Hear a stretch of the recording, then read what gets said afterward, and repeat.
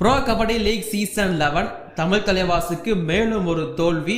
UP Yoddhas தம்சம் பண்ணிட்டாங்க second ஹாஃப்ல. So அந்த மேட்சோட குயிக்கான ரிவ்யூ அண்ட் தென் கூடவே இரண்டாவது போட்டி ஜெய்ப்பூர் பிங்க் பேந்தர்ஸ் 100 வின் பண்ணி தபாங் டெல்லி கேசி இப்போதைக்கு டாப் 6க்குள்ள என்ட்ரி ஆயிருக்காங்க. அந்த மேட்சை பத்தியும் நான் குயிக்கா சொல்லி முடிச்சிடுறேன். ஸோ இந்த ரெண்டு போட்டிகளோட குயிக்கான ரிவ்யூ தான் உங்களுக்காக இந்த வீடியோல. ஸோ இப்போ வாங்க வீடியோக்குள்ள போகலாம். சார் சார் ஒரு நிமிஷம் சார் சார் ஒரு நிமிஷம் சார் ஒரு நிமிஷம் சார் ஒரே ஒரு 1 நிமிட்டுங்க. Hello every friends, 1 minute please. So friends, November 22 அன்னைக்கு இரண்டு போட்டிகள் இருந்துச்சு. Tamil Thalaivas vs UP Yoddhas and Jaipur pink panthers vs Dabang Delhi கேஸ். இந்த நாள் தமிழ் தலைவாஸ் தோத்ததுனால இந்த வீடியோ கண்டிப்பா வியூஸ் போகாதுன்னு எனக்கு தெரியும். பட் இருந்தாலும் தமிழ் தலைவாஸ்க்கான பிளே ஆஃப் வாய்ப்பு இருக்கா, இந்த மேட்சை ஏன் தோத்தாங்க அப்படிங்கிறத நான் சொல்லி ஆகணும் இல்லையா. ஸோ நான் first Tamil Thalaivas vs UP Yoddhas போட்டியிலிருந்தே போறேன். அண்ட் யூபி யோதாஸ் 40க்கு 24 சொல்லிட்டு இந்த போட்டியை ஜெயிச்சிருப்பாங்க. தமிழ் தலைவாஸ் சார்பா ஸ்டார்டிங் 7ல நரேந்தர் கண்டோலா 2 புள்ளிகள், அபிஷேக் 2, அனுஜ் கவாடே எந்த புள்ளிகளும் எடுக்கல, சச்சின் 2, விஷால் செகால் 6 புள்ளிகள், Amir Hossein Bastami 2, Nitesh Kumar 6 and substitute பொறுத்த வரைக்கும் சௌரப் 1, மோயின் சஃபாகி 3 புள்ளிகள். யூபி யோதாஸை பொறுத்த வரைக்கும் கேசவ் குமார் 3, ஆஷு சிங் 2, மகேந்திர சிங் 2, பவானி ராஜ்புட் 10 புள்ளிகள், பரத் 5, ஹிதேஷ் 6, சுமித் 2. சப்ஸ்டியூட் பொறுத்த வரைக்கும் அக்ஷய் 1 புள்ளி எடுத்திருந்தாரு. இந்த போட்டி ஆரம்பத்தில் இருந்து கொஞ்சம் இன்ட்ரெஸ்டிங்கா போற மாதிரி தான் இருந்துச்சு. ஃபர்ஸ்ட் 10 நிமிஷம் தமிழ் தலைவாசோட டாமினன்ஸ், அதுக்கப்புறமா 10 நிமிஷம் கொஞ்சம் யூபி யோதாஸோட கம்பேக்னு சொல்லிட்டு ஃபர்ஸ்ட் ஹாஃப் 13க்கு 13 சொல்லிட்டு டை பண்ணி தான் முடிச்சிருந்தாங்க. ரைட் பாயிண்ட்ஸ் 5 ஈக்குவல், டேக்கிள் பாயிண்ட்ஸுமே ஈக்குவலா வச்சிருந்தாங்க. எக்ஸ்ட்ரா பாயிண்ட் யூபி யோதாஸ் ஒன்று மட்டும் தான் எடுத்திருந்தாங்க. ஒரு டிஃபரன்ஸ் அது மட்டும் தான் இருந்துச்சு. 13க்கு 13 சொல்லிட்டு ஈக்குவலா முடிச்சிருந்தாங்க ஃபர்ஸ்ட் ஹாஃப். செகண்ட் ஹாஃப் ஆரம்பிச்சது. செகண்ட் ஹாஃப் ஆரம்பிச்சு ஆரம்பத்துல யூபி யோதாஸோட ஒரு ரைடு வந்திருப்பாரு.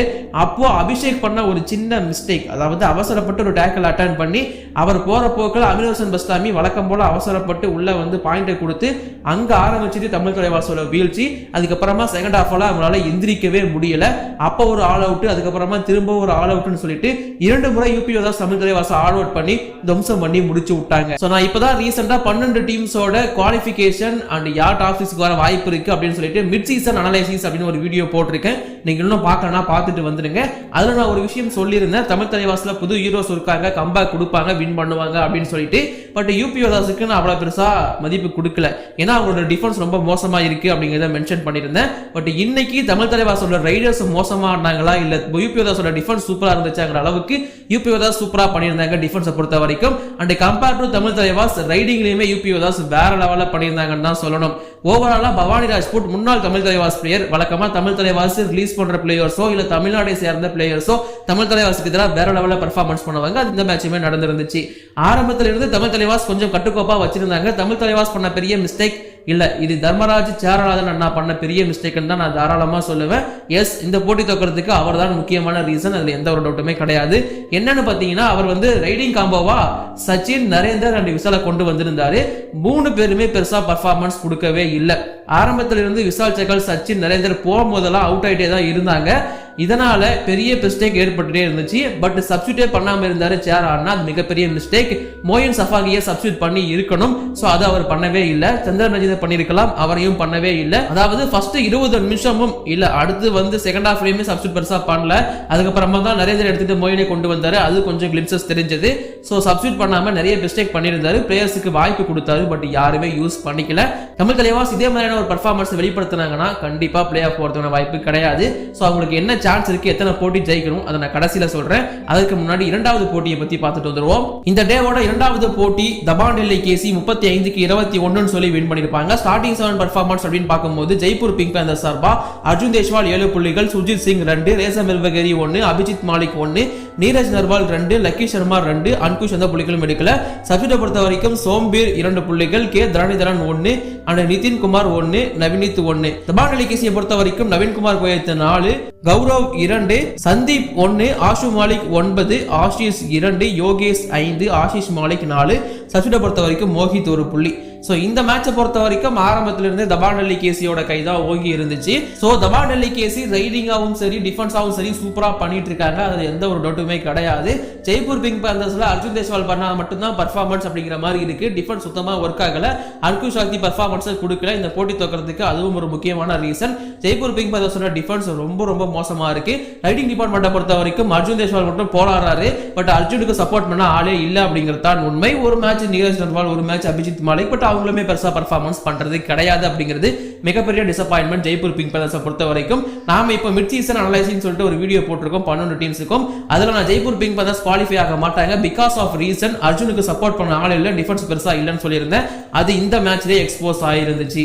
எஸ், ஜெய்ப்பூர் பிங்க் பேந்தர்ஸ் கிட்ட இந்த மாதிரியான மிஸ்டேக் இருக்கு, சரி பண்ணுவாங்களான்னு தெரியாது. பண்ண பெருசா ஆட்களும் கிடையாது, என்ன பண்ண போறாங்க? ஏன்னா ஸ்ரீகாந்த் ஜாதவ், விகாஷ் கண்டோலா இந்த மாதிரி பெரிய பிளேயர்ஸ் ரைடிங் டிபார்ட்மெண்ட்ல வச்சிருந்தாலும் யாருமே சப்போர்ட் பண்ணல, யங்ஸ்டர்ஸும் சப்போர்ட் பண்ணல. ஸோ இது பெரிய பெரிய அடி அவங்களுக்கு. என்ன பண்ண போறாங்கிறத வெயிட் பண்ணி தெரிஞ்சுப்போம். தபான் டெல்லி கேசியை பொறுத்த வரைக்கும் ஆஷு மாலிக், நவீன் குமார் கோயத் 2 பேர்ல யார் இருந்தாலுமே அவங்க ஜெயிப்பாங்க. ஸோ இப்போ 2 பேருமே உள்ள இருக்காங்க. அந்த ரைடிங்ல பெருசா இன்னைக்கு பண்ணலனாலுமே டிஃபென்ஸ் சூப்பரா ஒர்க்கா இருந்துச்சு. யோகேஷ், ஆக்சிஜன் சொல்லிட்டு அவங்களோட அந்த காம்போ வந்து நல்லாவே பண்ணிட்டு இருக்காங்க. ஓவராலா தபான் டெல்லி கேசி வெற்றி பாதைக்குள்ள திரும்பிட்டாங்க. அதாவது அவங்களோட பர்ஃபார்மன்ஸ் நவீன் குமார் கோயத் வந்ததுக்கு அப்புறமா இல்ல, அதுக்கு முன்னாடி இருந்தே கொஞ்சம் நல்லா தான் இருந்திருக்கு ஆஷு மாலிக்கோட கைடன்ஸ் கீழே. பட் நவீன் வந்ததுக்கு அப்புறமா ஒரு சில பிரச்சனைகள் டீமுக்குள்ள போயிட்டு இருக்கு, யார் அதிகமான ரைட் போறது அப்படிங்கிறது.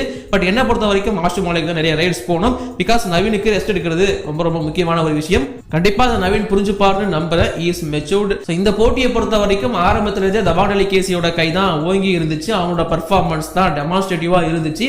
ஸோ அதனால ஈஸியாவே இந்த போட்டியை ஜெயிக்கிறதுக்கான வாய்ப்பு அவங்க கிட்ட மட்டும்தான் இருந்துச்சு. தபான் டெல்லி கேசியோட பர்ஃபார்மன்ஸ் அஸ் ரைடர்ஸ் ஆகும் சரி, அஸ் டிஃபெண்டர்ஸ் ஆகும் சரி, டீமா நல்லா பர்ஃபார்மன்ஸ் கொடுத்துட்டு இருக்காங்க. ஜோகிந்தர் அகர்வால் டீமை சூப்பரா கொண்டு போயிட்டு இருக்காரு. ஸோ அதனால தபான் டெல்லி கேசி இப்போதைக்கு வின் பண்ணது மட்டும் இல்லாம டாப் 6 என்ட்ரி ஆயிருக்காங்க. இவங்களும் நான் பிளே ஆஃபுக்கு போவாங்கன்னு ப்ரெடிக்ட் பண்ண டீம்ஸ்ல ஒன்னு. அண்ட் ஜெய்ப்பூர் பிங்க் வந்து நான் முன்னாடியே சொன்ன மாதிரி சரி பண்ண வேண்டியது நிறைய விஷயங்கள் இருக்கு, இதுதான் சரி பண்றதுக்கான நேரமும் கூட.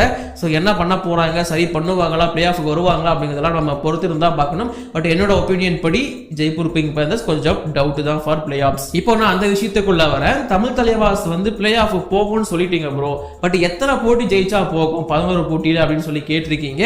11 மேட்ச்ல 7 வின் பண்ணா போலாம் கம்ஃபர்டபுளா, பட் அதுல 1 போயிருச்சு, விட்டுருங்க. இப்போ 10 போட்டியில 7 ஜெயிக்கணும், அப்படி இல்லாட்டி 5 வின் 2 டிரா அப்படிங்கறது பண்ணணும். அப்பதான் தமிழ் தலைவாசல உள்ள போக முடியும். அண்ட் தோக்குற போட்டியும் இவ்வளவு பெரிய டிஃபரன்ஸ்ல தோத்தாங்கன்னா வாய்ப்பே கிடையாது. தோத்தாலும் பரவாயில்ல, பாயிண்ட்ஸ் டிஃபரன்ஸ்ல தோத்து அந்த 1 பாயிண்ட்டையும் வாங்குறதுக்கான ட்ரையை தான் பண்ணணும் தமிழ் தலைவாஸ். இதெல்லாம் பண்ணல அப்படின்னா தமிழ் தலைவாஸோட PKL சீசன் 11 இந்த வருஷமும் பிளே ஆஃப் கனவு அப்படிங்கிறது அம்பேல் தான். ஆல்ரெடி ஆரம்பத்திலிருந்து பிரச்சனை தான். அதுக்கப்புறமா சாகாராதி ஃபர்ஸ்ட் போட்டியிலிருந்து வரவே இல்லை பிகாஸ் ஆஃப் இன்ஜுரி, அது மிகப்பெரிய அடி. அதுக்கப்புறமா இப்போ பெரிய காம்போவா நம்பப்பட்ட சனா காம்போ, சச்சின் அண்ட் நரேந்தர் பர்ஃபார்மன்ஸே பண்ண மாட்டாங்க, ரொம்ப ரொம்ப ஸ்லோவா தெரியுறாங்க. அண்ட் விஷால் சேகல் பெங்கால் வாரியர்ஸ் மட்டும் சூப்பரா பண்ணாரு, அதுக்கப்புறமா எதுவும் பண்ண மாட்டாரு.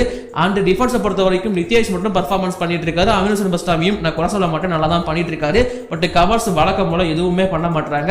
இந்த போட்டியுமே அபிஷேக் வந்து ஒரு நல்ல கிளிம்ஸ், ஒரு நல்ல டேஷ் பண்ணாரு. அதுக்கப்புறமா தமிழ் தலைவாஸ் தோக்கிறதுக்கு கேம் சேஞ்ச் ஆன முக்கியமான 2 டேக்கிள்ல பாயிண்டை விட்டது அபிஷேக் தான். இந்த மாதிரியான மிஸ்டேக்ஸ் எல்லாம் சரி பண்ணியே ஆகணும். ஸோ அடுத்த போட்டியும் யூபிஎஸ்க்கு எதிராக தான் இதெல்லாம் சரி பண்ணிட்டு கம்பேக் கொடுக்க போறாங்களா இல்லையா அப்படிங்கிறத வெயிட் பண்ணி தெரிஞ்சுப்போம். அடுத்த போட்டியில முடிவாயிடும் இவங்க பிளே ஆஃப் போறாங்களா இல்லையா அப்படிங்கிறத வெயிட் பண்ணி பாருங்க.